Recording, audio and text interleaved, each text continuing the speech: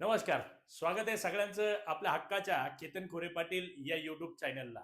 नगरपालिका निवडणुकीनंतर जरा डेली रुटीन बसायला उशीर होतोय. त्यातले त्यात काही महत्त्वाचे व्हिडिओ करण्याचा आपला जो मानस आहे तो यापुढेही कंटिन्यू असणार आहे. त्यामध्ये सगळ्यात महत्त्वाची गोष्ट म्हणजे डोल प्रकरण. अर्थात डोल प्रकरण म्हणजे काय? संजय गांधी निराधार योजना आणि श्रावणबाळ निवृत्ती वेतन योजना या दोन वेगवेगळ्या योजना असल्या तरी याला डोल प्रकरण म्हणून संबोधले जाते. नेमकं या योजना कोणाकोणासाठी लागू होतात, त्याची नियमावली काय, त्याची प्रोसेस काय आणि त्याच्यासाठी लागणारे कागदपत्र कोणते कोणते, या सगळ्याची माहिती आपण आजच्या या व्हिडिओमध्ये घेणार आहोत. व्हिडिओ थोडासा लांब होण्याची शक्यता आहे, परंतु महत्वाची माहिती असल्याने आपण सगळ्यांनी हा व्हिडिओ बघावा आणि आपल्या हक्काचे केतन खोरे पाटील हे यूट्यूब चॅनल सबस्क्राईब करावे इतकी विनंती करतो आणि व्हिडिओला सुरुवात करतो. सगळ्यात महत्वाचं संजय गांधी निराधार योजना. या योजनेचा पहिला क्रायटेरिया असतो तुमचं वय जे आहे ते 20च्या पुढे आणि 58च्या आत असणं अपेक्षित आहे. त्या मधल्या लोकांसाठी ही योजना जी आहे ती लागू होती. शक्यतो विधवा महिलांना ही योजना लागू होती. त्याच्यामध्ये एक नियम असा आहे, त्यांच्या मुलांचे वय 21च्या आत पाहिजे. जर त्यांचे 21च्या आत वय असेल त्या विधवा महिलांना 1500 रुपये प्रति महिना जो आहे तो सुरू होतो.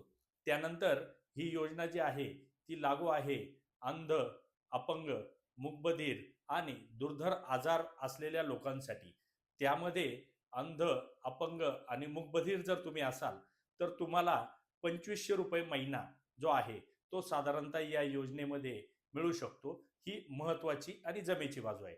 आणि जर तुम्हाला दुर्धर आजार असेल म्हणजे HIV सारखे जे आजार असतात तसा आजार असेल तर तुम्ही या योजनेचा लाभ घेऊ शकता आणि आपल्याला 1500 रुपये प्रति महिना जो आहे तो या योजनेमधून मिळू शकतो. ही झाली या योजनेसाठी असलेली प्रोसेस. आता म्हणजे कोणाकोणाला काय काय क्रायटेरिया आहे तो, त्याची प्रोसेस जी आहे ती मी पुन्हा तुम्हाला शेवटी सांगेलच. त्यानंतर सगळ्यात महत्वाची असते श्रावणबाळ निवृत्ती वेतन योजना.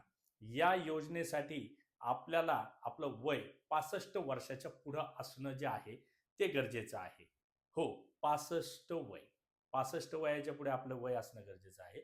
आणि दुसरा महत्वाचा पॉइंट जो आहे तो आहे की आपल्याला मुलगा असणे अपेक्षित नसते, म्हणजे मुलगा नसावा असं त्यात म्हणले जाते. त्याच्यामध्ये जरी मुलगा असेल आपल्याला आणि आपलं रेशन कार्ड हे वेगळं असेल, म्हणजे मुलाचं रेशन कार्ड वेगळं आणि आपलं रेशन कार्ड वेगळं असेल, तरही आपण या योजनेचा लाभ घेऊ शकता. त्याच्यासाठी आपल्या रेशन कार्डला विभक्त केलेलं असणं गरजेचं आहे आणि रेशन कार्डमध्ये मुलांची नावं असू नये, म्हणजे आपला मुलगा त्या रेशन कार्डमध्ये दिसू नये असं या ठिकाणी मानलं जातं. त्या लोकांना श्रावणबाळ योजनेचा लाभ घेता येतो. त्यांना 1500 रुपये प्रति महिना मिळतो. ही झाली या दोन्ही योजनांची महत्वाची असलेली नियमावली. आता नेमकं या योजनांसाठी कागदपत्र कोणते कोणते लागतात हे आपण समजून घेणार आहोत. सगळ्यात महत्वाचा कागद याच्यासाठी आहे तो म्हणजे तुमचा उत्पन्नाचा दाखला तहसीलदारांकडून जारी केलेला 21,000 रुपयाच्या आतला आणि तो या योजनेसाठी स्पेसिफिकली घेतलेला दाखला असावा. त्यासाठी तलाठ्याकडून आपण दाखला घ्यायचा असतो. तो तहसीलमध्ये सेतूमधून प्रोसेस करून तहसीलचा दाखला घ्यायचा असतो. त्यानंतर तुमचं आधार कार्ड, त्यानंतर तुमचं रेशन कार्ड, त्यानंतर तुमचा जो उत्पन्नाचा दाखला मी जो सांगितलाय तो, कुटुंबातील मृत व्यक्ती असतील तर त्यांचा मृत्यू दाखला म्हणजे संजय गांधी निराधार योजनेसाठी सगळ्यात महत्वाचा आहे तो. त्यानंतर 2 फोटोग्राफ्स आणि जर तुम्ही दारिद्र्य रेषेखालील असाल तर नगरपालिका किंवा नगरपंचायत म्हणजेच ग्रामपंचायत सॉरी यांचा जो दाखला आहे, म्हणजे नगरपालिका, नगरपंचायत आणि ग्रामपंचायत या तिन्हीपैकी ज्या हद्दीत तुम्ही राहत असाल त्यांचा जो दाखला आहे दारिद्र्य रेषेखालचा तो दाखला आपल्याला गरजेचा आहे. तलाठी रहिवासी दाखला जो आहे तो गरजेचा आहे.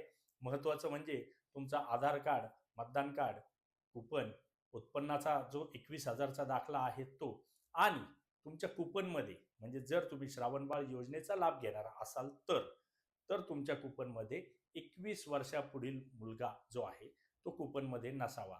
आणि सगळ्यात महत्वाची गोष्ट, शासनाने जी नवी योजना सुरू केलेली आहे लाडकी बहीण योजना, या योजनेचे आपण लाभार्थी नसावे. या योजनेचा आपण लाभ घेत नसावा तर आपण या क्रायटेरियामध्ये मधील कागदपत्रे हे सहज गोळा करू शकतो. आता याच्या पुढे आपण जाणून घेणार आहोत नेमकी या कागदपत्रांची प्रोसेस काय आहे किंवा कागदपत्र जमा केल्यानंतर आपल्याला नेमकं काय काय करायचं आहे. तर सगळ्यात पहिले आपल्याला आपला कागदपत्राचा सेट हा जो आहे तो जमा झाल्यानंतर आपल्याला आपल्या तलाट्याकडून, आपल्या सर्कलकडून या 2 ठिकाणून त्या संबंधितली जी चौकशी आहे, सर्कल चौकशी म्हणतात, तलाठी चौकशी म्हणतात, ती करून त्या प्रकरणावर त्यांच्या सह्या घ्यायच्या आहेत. त्या सह्या घेतल्यानंतर आपल्याला सेतूमधून त्याची पावती जी आहे ती काढून घ्यायची आहे. पावती काढून घेतल्यानंतर आपल्याला संजय गांधी निराधार योजनेचं जे ऑफिस आहे, जनरली प्रत्येक तहसीलमध्ये हे ऑफिस आहे. या तहसीलमधल्या ऑफिसमध्ये हे कागदपत्राचा जो सेट आहे तो जमा करायचा आहे. आपल्याकडे सेतूची एक रिसीट असेल, ती रिसीट आपल्याकडे जपून ठेवायची आहे. त्यानंतर दर महिन्याला संजय गांधी निराधार योजनेचे अध्यक्ष असतील, तहसीलदार असतील, ती कमिटी असेल, त्यांची बैठक होती.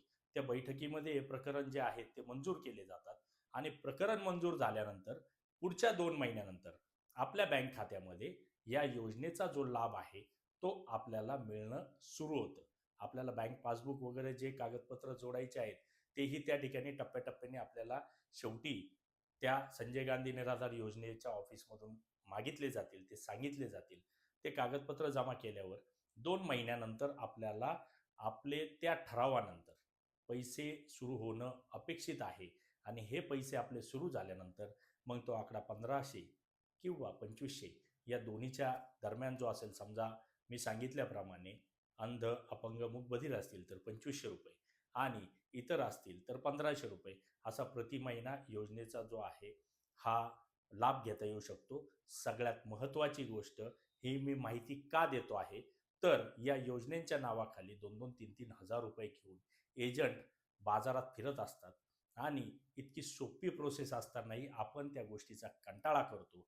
म्हणून आपल्या एजंट लोकांचं जे आहे ते फावतं.